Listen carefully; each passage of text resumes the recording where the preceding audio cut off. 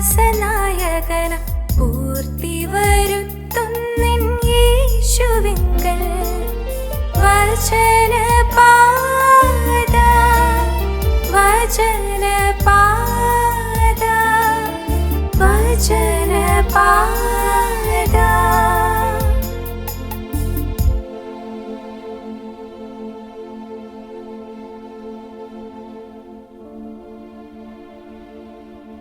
ദൈവനാമം മഹത്വപ്പെടുമാറാകട്ടെ.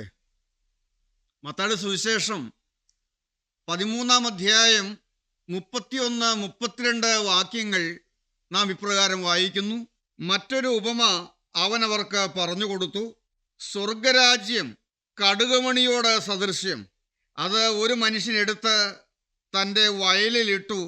അത് എല്ലാ വിത്തിലും ചെറിയതെങ്കിലും വളർന്ന സസ്യങ്ങളിൽ ഏറ്റവും വലുതായി. ആകാശത്തിലെ പറവകൾ വന്ന് അതിൻ്റെ കൊമ്പുകളിൽ വസിപ്പാൻ തക്കവണ്ണം വൃക്ഷമായി തീരുന്നു. മത്തായിയുടെ സുവിശേഷം 13-ാം അധ്യായം സ്വർഗരാജ്യത്തെക്കുറിച്ച് കർത്താവ് പറയുന്ന ഉപമകളാണ്. 7 ഉപമകൾ നാം കാണുന്നുണ്ട്. അതിൽ 3-ാമത്തെ ഉപമയാണ് കടുകുമണിയുടെ ഉപമ. നമ്മുടെ കർത്താവിൻ്റെ പരസ്യ ശുശ്രൂഷയുടെ നാളുകൾ വലിയ കൂട്ടം ആളുകൾ കർത്താവിൻ്റെ ചുറ്റും തടിച്ചുകൂടി. അവൻ്റെ വചനം കേട്ടും അപ്പം തിന്നും സൗഖ്യം പ്രാപിച്ചും അത്ഭുതങ്ങളും അടയാളങ്ങളും എല്ലാം കണ്ടും മടങ്ങിപ്പോയി. വളരെ പുരുഷാരം കേട്ടും ആസ്വദിച്ചും പോയി. ഇന്നും ആത്മീക രംഗങ്ങളിലെല്ലാം ആളുകൾ തടിച്ചുകൂടുന്നുണ്ട്. അനേകരും ഒന്നും പിടികിട്ടാതെ അനുഭവിക്കാതെ മടങ്ങിപ്പോകുന്നു. അതിലപ്പുറം ഒന്നിനും അവരിൽ ഇടമില്ല. അവർക്കോ ലഭിച്ചിട്ടില്ല എന്നാണ് കർത്താവ് പറയുന്നത്. 13-ാം അധ്യായത്തിൻ്റെ 1 മുതലതായ വാക്യങ്ങൾ നാം വായിക്കുമ്പോൾ വളരെ പുരുഷാരം അവൻ്റെ അടുക്കൽ വന്നുകൂടുകൊണ്ട് അവൻ പടകിൽ കയറിയിരുന്നു. പുരുഷാരമെല്ലാം കരയിലിരുന്നു. അവൻ അവരോട് പലതും ഉപമകളായി പ്രസ്താവിച്ചതെന്നാൽ, കർത്താവ് കാര്യങ്ങളൊക്കെ പറഞ്ഞു. ചെവിയുള്ളവൻ കേൾക്കട്ടെ എന്ന് പറഞ്ഞുകൊണ്ടാണ് കർത്താവ് അവസാനിപ്പിക്കുന്നത്. 13-9 നാം അങ്ങനെയാണ് കാണുന്നത്. ചെവിയുള്ളവൻ കേൾക്കട്ടെ. ഈ തടിച്ചുകൂടിയതായ ജനം, ഈ ജനത്തിന് സ്വർഗരാജ്യത്തിൻ്റെ മർമ്മങ്ങൾ പിടികിട്ടുന്നില്ലല്ലോ എന്നുള്ളതായൊരു വേദന കർത്താവിൻ്റെ ഉള്ളത്തിലുണ്ട്. അതിൻ്റെ 11-12 വാക്യങ്ങൾ വായിക്കുമ്പോൾ നാം അത് കാണുന്നുണ്ട്. അവൻ അവരോട് ഉത്തരം പറഞ്ഞത്, ഈ ആളുകളെല്ലാം പിരിഞ്ഞുപോയി.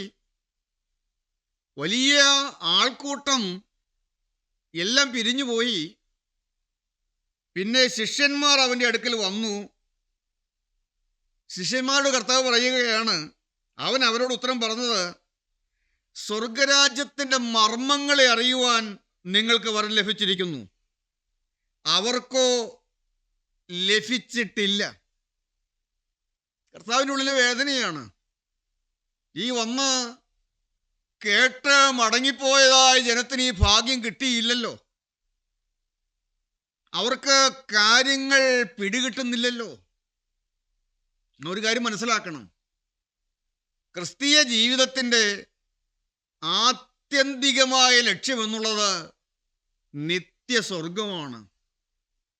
അതിൽ കുറഞ്ഞ ഒരു കാര്യത്തിലും നാം തൃപ്തിപ്പെടരുത്. ഇന്ന് പലരും കർത്താവിൻ്റെ അടുക്കൽ കടന്നു വന്നു. രോഗം മാറിയതിൽ തൃപ്തിപ്പെടുന്നു.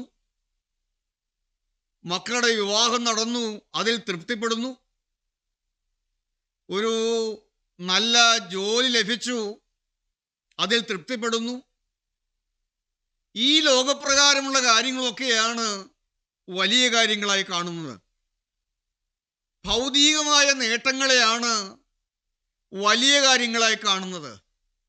നാം ഒരിക്കലും അങ്ങനെയാകരുത്.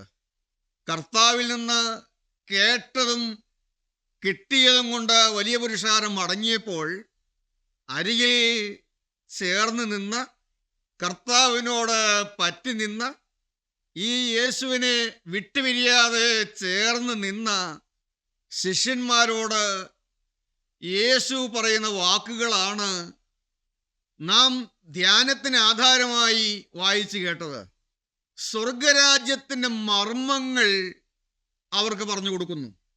7 മർമ്മങ്ങൾ സ്വർഗരാജ്യത്തെക്കുറിച്ച് കർത്താവ് പറഞ്ഞു കൊടുക്കുന്നു. 7 ഉപമകൾ. 1 വിതക്കാരൻ്റെ ഉപമ, 2 കളകളുടെ ഉപമ, 3 കടുകുമണിയുടെ ഉപമ, 4 പുളിച്ച മാവിൻ്റെ ഉപമ, 5 വയലിൽ ഒളിച്ചു വെച്ച നിധിയുടെ ഉപമ, 6 മുത്തന്വേഷിക്കുന്ന വ്യാപാരിയുടെ ഉപമ, 7 കടലിലിടുന്നതും എല്ലാവിധ മീനും പിടിക്കുന്നതുമായ വലയുടെ ഉപമ. ഇങ്ങനെ 7 ഉപമകൾ, സ്വർഗരാജ്യത്തിൻ്റെ മർമ്മങ്ങൾ കർത്താവ് അവർക്ക് പറഞ്ഞു കൊടുക്കുകയാണ്. നാം വായിച്ചതായ തിരുവചന ഭാഗം 13-ാം അധ്യായം 31-32 വാക്യങ്ങൾ സ്വർഗരാജ്യം കടുകുമണിയോട് സദൃശ്യം. ആ കാലത്ത് അല്ല ഇന്നും വിത്തുകളിൽ വെച്ച് ഏറ്റവും ചെറിയ വിത്താണ് കടുകുമണി. നമ്മുടെ കർത്താവ് ജീവിച്ചിരുന്ന പരസ്യ ശുശ്രൂഷ ചെയ്തിരുന്നതായ ആ കാലത്ത് ആ ദേശങ്ങളിൽ, ഗലീല ദേശങ്ങളിൽ ഏറ്റവും ചെറുതായതിന്, ഏറ്റവും ചെറുതിന്, ഏറ്റവും നിസ്സാരമായതിനെക്കുറിച്ച് പറയുവാൻ ഉപയോഗിക്കുന്ന ഒരു വാക്കാണ് കടുകുമണി. നാം മലയാളത്തിൽ സാധാരണ ഉപയോഗിക്കാറുണ്ട് എള്ളോളം എന്ന്. എള്ളോളം. എള്ളോളമില്ല പൊളിവചനം എന്ന് പറഞ്ഞാൽ ഒട്ടുമില്ല എന്നാണ് അർത്ഥം. ഏറ്റവും ചെറുതായിട്ട് നാം ഉപയോഗിക്കുന്ന വാക്കാണത്. ഇന്ന് പലർക്കും സ്വർഗരാജ്യം എന്നുള്ളത് ഒരു വിഷയമല്ല. സ്വർഗരാജ്യം, സ്വർഗത്തിൽ പോകണമെന്നുള്ളത് ഒരു വിഷയം പോലുമല്ല. ഒരു വിലയും കൊടുക്കുന്നില്ല. എല്ലാവരും വലിയ വലിയ കാര്യങ്ങളുടെ പുറകെ നടക്കുകയാണ്. തിരക്കോട് തിരക്കാണ്. ആത്മാവിൻ്റെ നിത്യതയെക്കുറിച്ച് ചിന്തിക്കുവാൻ, ആത്മാവിൻ്റെ കാര്യങ്ങൾ നോക്കുവാൻ നേരമില്ല. പാട്ടുകാരൻ ചോദിക്കുന്നുണ്ട്, ഇന്ന് നീ മരിച്ചാൽ എങ്ങു പോകും? ദൈവകോപം നീങ്ങിയോ എന്ന്. ഇന്ന് നീ മരിച്ചാൽ എങ്ങു പോവും? ദൈവകോപം നീങ്ങിയോ? വിശുദ്ധ വേദപുസ്തകത്തിൽ ഒരു മനുഷ്യനുണ്ട്. ലൂക്കോസിന്റെ സുവിശേഷം 12-ാം അധ്യായം 16 മുതൽ 21 വരെയുള്ളതായ വാക്യങ്ങൾ നാം വായിക്കുമ്പോൾ ആ മനുഷ്യനെ കുറിച്ച് കാണുന്നുണ്ട്. ആ മനുഷ്യൻ്റെ ഭൂമി നന്നായി വിളഞ്ഞു. ആ ഭൂമിയിൽ വിതച്ചപ്പോൾ ആ മനുഷ്യൻ്റെ ഏറ്റവും വലിയ കാര്യം നല്ല വിളവ് കിട്ടണമെന്നുള്ളതായിരുന്നു. ഏറ്റവും വലിയ കാര്യം. ഈ ആണ്ടിൽ കൃഷിയിൽ നിന്ന് നല്ല വിളവ് കിട്ടണം. ഏറ്റവും വലിയ കാര്യം അതായിരുന്നു. നല്ല വിളവ് കിട്ടി, കൃഷി നന്നായി വിളഞ്ഞപ്പോൾ അടുത്ത കാര്യം, ഇനി എന്ത് ചെയ്യേണ്ടു? എൻ്റെ ഈ വിളവ് കൂട്ടിവെക്കാൻ സ്ഥലം തികയില്ലല്ലോ. പിന്നെ അവൻ്റെ വലിയ കാര്യം കളപ്പുരകൾ പൊളിച്ച് ഏറ്റവും വലിയത് പണിയണം. അതായിരുന്നു. തൻ്റെ കളപ്പുര പൊളിച്ച് തൻ്റെ വിളവെല്ലാം കൂട്ടിവെക്കാൻ തക്കവണ്ണം ഏറ്റവും വലിയതായി ഒരു കളപ്പുര പണിയണം എന്നുള്ളത് മാത്രമായിരുന്നു. ആ മനുഷ്യൻ തൻ്റെ കളപ്പുര ഏറ്റവും വലുതായി പണിതു. വിളവെല്ലാം ആ കളപ്പുരയിൽ കൂട്ടിവെച്ചു. പിന്നെ അവൻ്റെ അടുത്ത വലിയ കാര്യം തിന്നുക, കുടിക്കുക, ആനന്ദിക്കുക. അവൻ മതിമറന്ന് ആശ്വസിക്കുമ്പോൾ സ്വർഗം അവനെ നോക്കുന്നു, ദൈവം അവനെ നോക്കുന്നു. സ്വർഗം അവനെ നോക്കിയപ്പോൾ അന്ന് രാത്രി അവൻ്റെ മരണദിവസമാണ്. സ്വർഗത്തിൻ്റെ കലണ്ടറിൽ അവൻ്റെ മരണദിവസം കുറിച്ചിരിക്കുന്നു. ലൂക്കോസിന് സുവിശേഷം 12-ാം അധ്യായം 20-ാമത്തെ വാക്യം നാം വായിക്കുന്നുണ്ട്. ദൈവമോ അവനോട്, മൂഢ, ഈ രാത്രിയിൽ നിന്റെ പ്രാണനെ നിന്നോട് ചോദിക്കും, പിന്നെ നീ ഒരുക്കി വെച്ചത് ആർക്കാകും? 21-ാം വാക്യം നാം വായിക്കുന്നു, ദൈവവിഷയമായി സമ്പന്നനാകാതെ തനിക്ക് തന്നെ നിക്ഷേപിക്കുന്നവൻ്റെ കാര്യം ഇങ്ങനെയാവുന്നു. സ്വർഗരാജ്യം അവന് കടുകുമണിയായിരുന്നു. നിസ്സാരമായ ഒരു കാര്യമായിരുന്നു, അവനൊരു വിഷയമായിരുന്നില്ല. ദൈവവിഷയമായി സമ്പന്നനായില്ല എങ്കിൽ എന്തു പ്രയോജനം? വീണ്ടും ലൂക്കോസിന് സുവിശേഷം 16-ാം അധ്യായം നാം വായിക്കുമ്പോൾ ധനവാനായ മറ്റൊരു മനുഷ്യനുണ്ട്. അവൻ്റെ ജീവിതം, അവൻ ഈ ഭൂമിയിലായിരുന്ന അവൻ്റെ ജീവിതം വലിയ വലിയ കാര്യങ്ങൾക്ക് വേണ്ടി അവൻ ചെലവഴിച്ചു. വലിയ വലിയ കാര്യങ്ങൾക്കായിട്ട് അവൻ നടന്നു. പട്ടും ധൂമ്രവസ്ത്രവും ധരിച്ച് ദിനം പ്രതി ആഡംബരത്തോടെ സുഖിച്ചു പോകുന്നു എന്നാണ് അവനെക്കുറിച്ച് എഴുതിയിരിക്കുന്നത്. ധനവാനായ ഒരു മനുഷ്യനുണ്ടായിരുന്നു.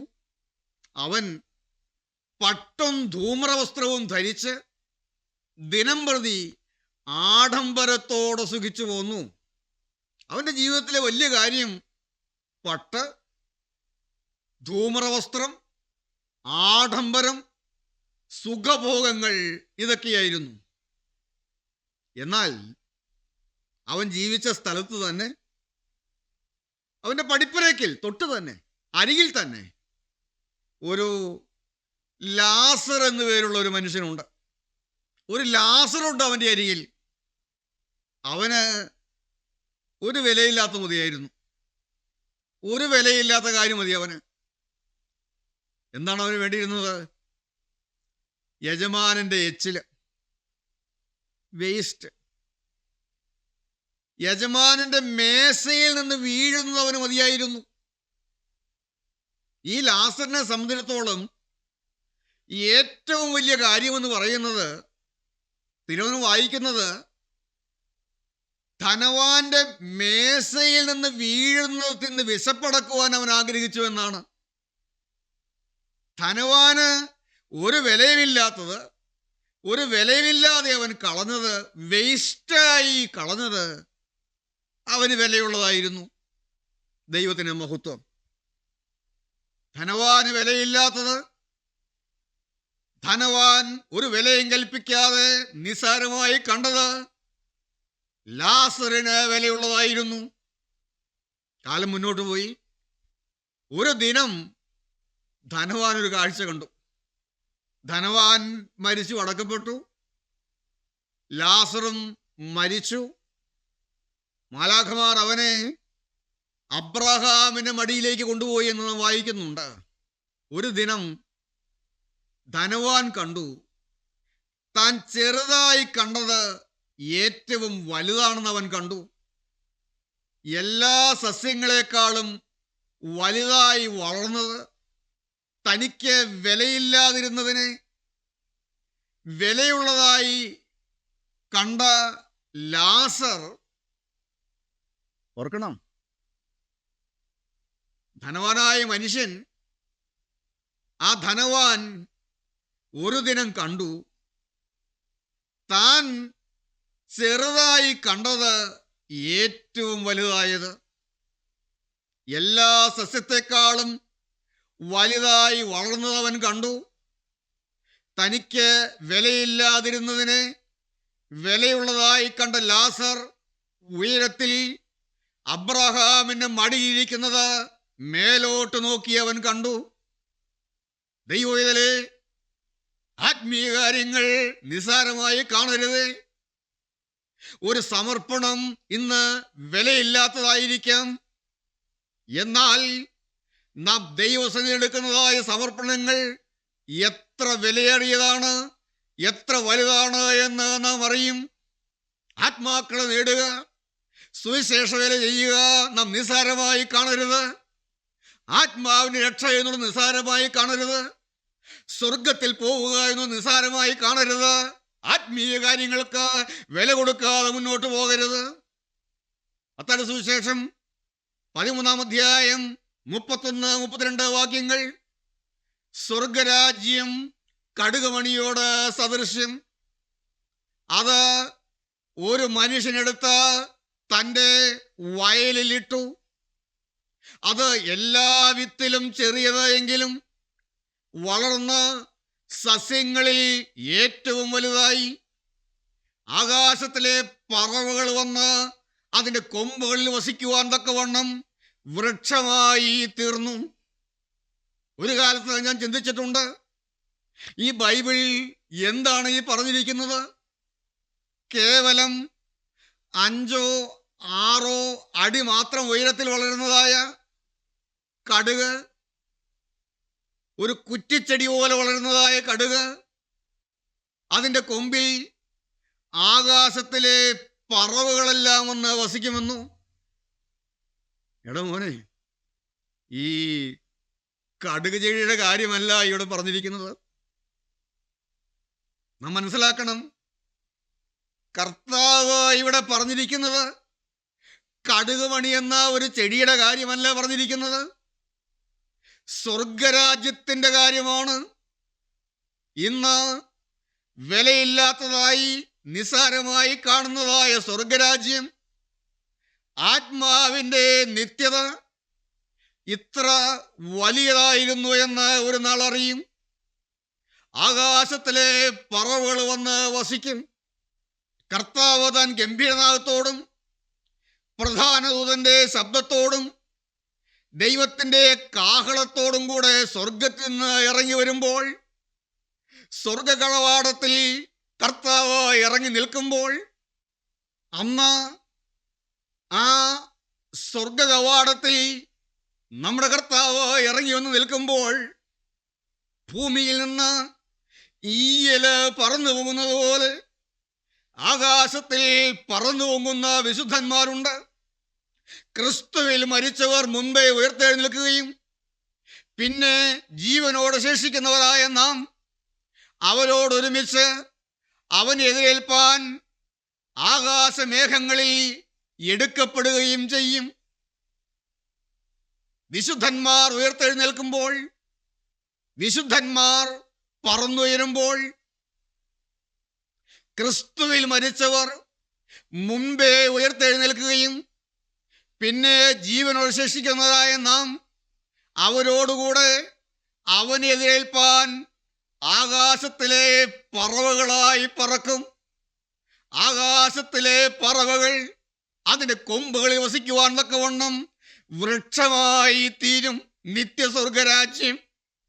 ആകാശത്തിലെ പറവകൾ അന്ന് വിശുദ്ധന്മാർ ആകാശത്ത് പറക്കുമ്പോൾ, വിശുദ്ധന്മാർ ആകാശത്തിലെ പറവകളായി പറക്കുമ്പോൾ, സ്വർഗകവാടത്തിൽ ക്രിസ്തു വരുമ്പോൾ, മധ്യാകാശത്ത് കർത്താവ് മടങ്ങി വരുമ്പോൾ, അന്ന് അതിൻ്റെ കൊമ്പുകളിൽ വിശുദ്ധന്മാർ വസിക്കുവാൻ തക്കവണ്ണം, ഈ പറവകളെല്ലാം പാർക്കാൻ തക്കവണ്ണം സ്വർഗരാജ്യം ഒരു വലിയ വൃക്ഷമായി പടർന്നു കാണും. ഇന്ന് ഈ സത്യം ഗ്രഹിച്ചുവോ? ഈ സത്യം മനസ്സിലാക്കിയോ? ഇത് മനസ്സിലാക്കിയെങ്കിൽ, ഈ സത്യം ഗ്രഹിച്ചു എങ്കിൽ നാം എന്താണ് ചെയ്യേണ്ടത്? അതെടുത്ത് തൻ്റെ വയലിലിട്ടു എന്നാണ് നാം വായിക്കുന്നത്. ഒരു മനുഷ്യനത് കണ്ടപ്പോൾ ഈ കടുകുമണി അനേകരുടെ മുമ്പിൽ ഒരു വിലയുമില്ലാതെ നിസ്സാരമായി കാണുന്ന ഈ നിത്യസ്വർഗത്തെക്കുറിച്ച് ഒരു മനുഷ്യന് വെളിപ്പാട് കിട്ടിയപ്പോൾ, ഒരു മനുഷ്യനത് ഗ്രഹിച്ചപ്പോൾ എന്താണ് ചെയ്തത്? ചെയ്യേണ്ടത് ചെയ്തു. അതെടുത്ത് വയലിലിട്ടു. വിത്ത് എന്താ ചെയ്യേണ്ടത്?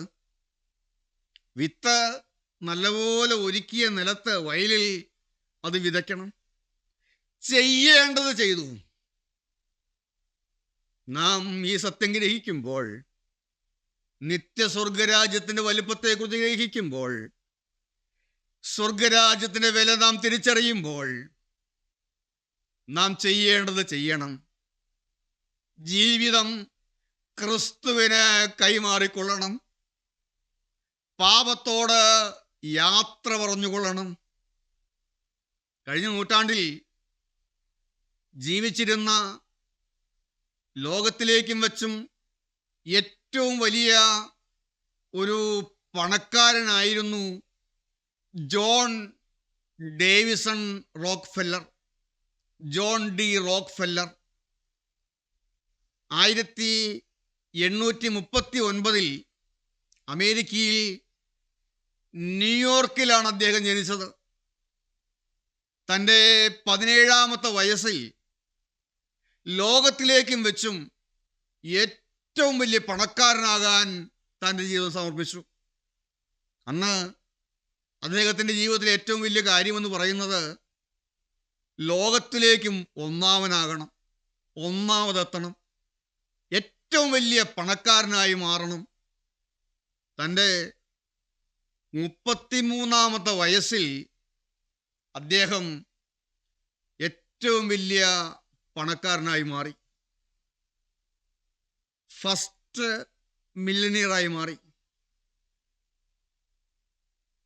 ഏതാണ്ട് അദ്ദേഹത്തിൻ്റെ 43 വയസ്സ് പ്രായമുള്ളപ്പോൾ അദ്ദേഹത്തിൻ്റെ കമ്പനി സ്റ്റാൻഡേർഡ് ഓയിൽ കമ്പനി, ഈ ജോൺ ഡി റോക്ക്ഫെല്ലറിൻ്റെ കമ്പനി ലോകത്തിലേക്കും വെച്ചും ഏറ്റവും വലിയ കമ്പനിയായി മാറി.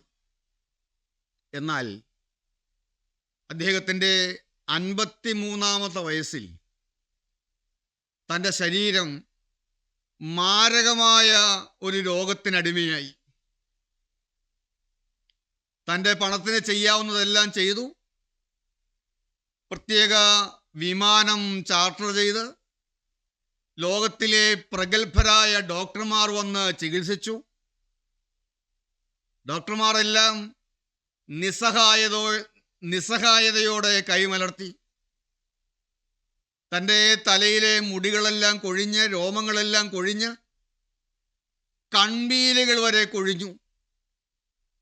ഒരു ഡമ്മി പോലെ രോഗക്കട്ടിലിൽ ചരിഞ്ഞ് കിടക്കുമ്പോൾ താൻ വായിച്ച ദൈവവചനം അദ്ദേഹത്തിൻ്റെ ഉള്ളിൽ മുഴങ്ങി. ഒരു മനുഷ്യൻ സർവ്വലോകവും നേടിയാലും തൻ്റെ ആത്മാവിനെ നഷ്ടമാക്കിയാൽ അവന് എന്ത് പ്രയോജനം? തൻ്റെ ഉള്ളിൽ ദൈവശബ്ദം മുഴങ്ങി. തൻ്റെ ജീവിതം കർത്താവിൻ്റെ കരങ്ങളിലേക്ക് സമർപ്പിച്ചു. ചെയ്യേണ്ടത് ചെയ്തു. ക്രൂസിലെ രക്ഷ അനുഭവിച്ച് സ്വർഗരാജ്യത്തിൻ്റെ അവകാശിയായി മാറി. തൊട്ടടുത്ത ദിവസം തൻ്റെ സ്റ്റാഫിനെ അരികിൽ വിളിച്ച് റോക്ക്ഫെല്ലർ ഫൗണ്ടേഷൻ അദ്ദേഹം സ്ഥാപിക്കേണ്ട കാര്യങ്ങൾ പറഞ്ഞു. അങ്ങനെയാണ് റോക്ക്ഫെല്ലർ ഫൗണ്ടേഷൻ രൂപപ്പെടുന്നത്. പല നല്ല കാര്യങ്ങൾക്കായി ചെലവഴിക്കുവാൻ അദ്ദേഹത്തിന് പണം സമർപ്പിച്ചു. മെഡിക്കൽ രംഗത്ത് അനേക കാര്യങ്ങൾക്കത് പ്രയോജനപ്പെട്ടു. 1928 അലക്സാണ്ടർ ഫ്ലെമിംഗ് പെൻസിലിൻ കണ്ടുപിടിക്കുമ്പോൾ ഈ പെൻസിലിൻ വരെ കണ്ടുപിടിക്കുവാൻ അതിന് പിന്നിൽ താങ്ങായത്, സഹായമായത് ഈ റോക്ക്ഫെല്ലർ ഫൗണ്ടേഷൻ്റെ സാമ്പത്തിക സഹായമായിരുന്നു. 53-ാമത്തെ വയസ്സിൽ മരിക്കുമെന്ന് എല്ലാവരും പറഞ്ഞു. അദ്ദേഹം മരിച്ചത് 1937 തൻ്റെ 97-ാമത്തെ വയസ്സിലായിരുന്നു. അതുവരെയും വിലയില്ലാതെ കണ്ടത് ഏറ്റവും വിലയുള്ളതായി കണ്ടു. ഞാൻ ഈ വാക്കുകൾ നിർത്തുമ്പോൾ നാം ആരെല്ലാം തിരിച്ചറിയുന്നുണ്ട്, ആത്മാവിൻ്റെ വിലയാണ് ഏറ്റവും വലിയ വിലയെന്ന്. ആത്മാവിൻ്റെ രക്ഷയ്ക്കുള്ളത് നാം കണ്ടോ, നാം നേടിയോ, നാം സ്വന്തമാക്കിയോ? നമ്മുടെ കർത്താവായ യേശു ക്രിസ്തു ക്രൂശിൽ മരിച്ചത് നമ്മുടെ ആത്മാവിൻ്റെ രക്ഷയ്ക്ക് വേണ്ടിയാണ്. ചെയ്യേണ്ടത് ചെയ്യുക, ചെയ്യേണ്ടത് ചെയ്യുക. അന്ന് കാരാഗ്രഹ പ്രമാണി ചോദിച്ചു, യജമാനന്മാരെ, രക്ഷിക്കപ്പെടുവാൻ ഞാൻ എന്ത് ചെയ്യണം? അപ്പോസ്തലൻ ഒന്നേ പറഞ്ഞുള്ളൂ, കർത്താവായ യേശു ക്രിസ്തുവിൽ വിശ്വസിക്കുക, എന്നാൽ നീയും നിന്റെ കുടുംബവും രക്ഷ പ്രാപിക്കും. കർത്താവിൻ്റെ കരങ്ങളിലേക്ക് ജീവിതം കൈമാറുക. ഇന്നു മുതൽ യേശുവിന് വേണ്ടി ജീവിക്കുവാൻ തീരുമാനിക്കുക. പാപത്തോടെ എന്നേക്കുമായി യാത്ര പറയുക. കുരിശിലെ രക്ഷ അനുഭവിക്കുക. കണ്ണുകളെ അടയ്ക്കാം, ഒരു വാക്ക് പ്രാർത്ഥിക്കാം. കരുണയുള്ള കർത്താവേ, സ്നേഹനിധിയായ സ്വർഗീയ പിതാവേ, ഞങ്ങളെ കേൾപ്പിച്ച തിരുവചനത്തിനായി സ്തോത്രം. ഞങ്ങളുടെ ആത്മാവിൻ്റെ രക്ഷയെ വിലയില്ലാത്തതായി നിസ്സാരമായി കണ്ട് അലക്ഷ്യമാക്കി ഇനിയും മുന്നോട്ട് പോകാൻ അനുവദിക്കാതെ നിത്യരക്ഷയുടെ അവകാശികളായി മാറുവാൻ, നിത്യ സ്വർഗരാജ്യത്തിൻ്റെ അവകാശികളായി മാറുവാൻ നീ ഞങ്ങളെ സഹായിക്കണമേ എന്ന് പ്രാർത്ഥിക്കുന്നു. എല്ലാം മഹത്വത്തോടെ എടുക്കണമേ. യേശുവിൻ്റെ നാമത്തിൽ പ്രാർത്ഥിക്കുന്നു. കൃപയോടെ കേൾക്കണം പിതാവേ.